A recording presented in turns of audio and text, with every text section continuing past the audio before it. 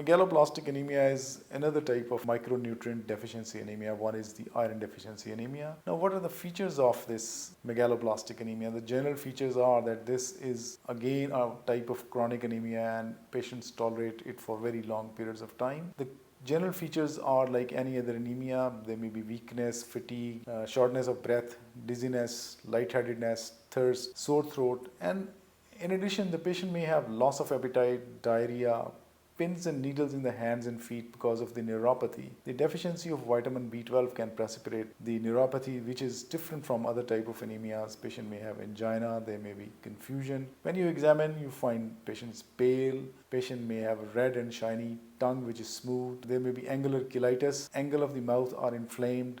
There may be mild jaundice because there is ineffective erythropoiesis. There may be tachycardia. Patient may have abnormal posterior column sensation, that is light touch. The vibration sense, the joint position sense may be affected. Patient may even have absent ankle jerks. And finally, with a prolonged anemia, patient may also have cardiomegaly, that is patient may go into frank heart failure as well. Then you look for the risk factors for the deficiency of B12 and folic acid.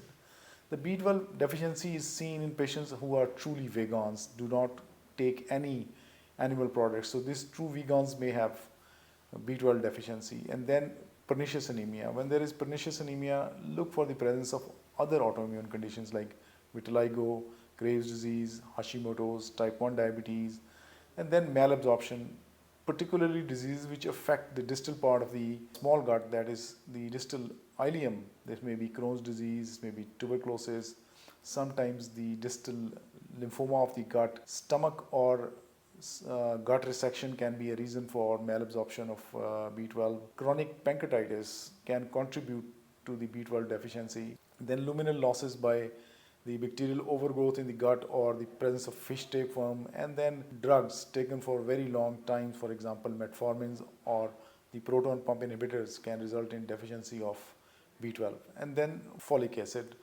Look for the reasons for folic acid deficiency. Folic acid is naturally present in large number of vegetables, but poor intake or poor cooking techniques, that is cooking at very high temperatures, can destroy folic acid. It is present in green leafy vegetables. Then increased requirements, for example the pregnancy or lactation or growth spurt or hemolytic anemia, the requirement increases. In fact, in any anemia when it is treated, there is erythropoiesis and can result in relative deficiency of folic acid. And then malabsorption like in celiac disease, gut resection, alcohol intake, and then anti-folate drugs. If the patient is on methotrexate, trimethoprim, sulfamethoxazole combination, pyrimethamine, dapsone or progonil, these patients may develop folic acid deficiency. Now, when you get the deficiency, get CBC with peripheral film examination. It is very important. The manual peripheral film tells about the presence of megaloblasts. The maturations of WBCs can also be seen, and the platelets may also be abnormal. So this is one very important investigation,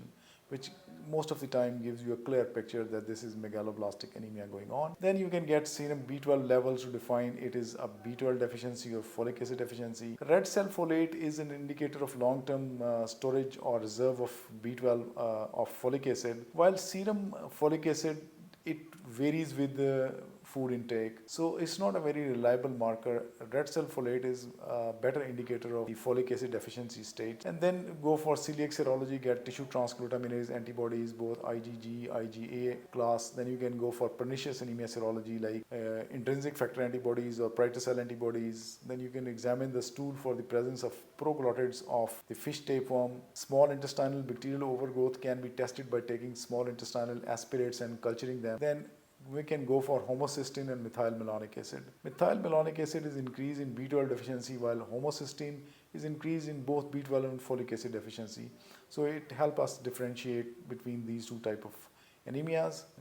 Then indirect bilirubin and haptoglobin can be seen to see the hemolysis which is going on because of ineffective erythropoiesis, but this is not an important investigation which can take you to the diagnosis. Then start nutritional counseling for patients who are deficient in these vitamins. Oral replacement of folic acid, if the patient has gut resection or if there is any other problem, patient can be given parenteral folic acid, but generally oral folic acid is enough. Then patient should be given parenteral B12 because generally the B12 absorption through the gut is impaired in patients who got B12 deficiency anemia, except for that bacterial overgrowth or fish tapeworm, when they are treated, it can be given orally, otherwise it should be given parenterally.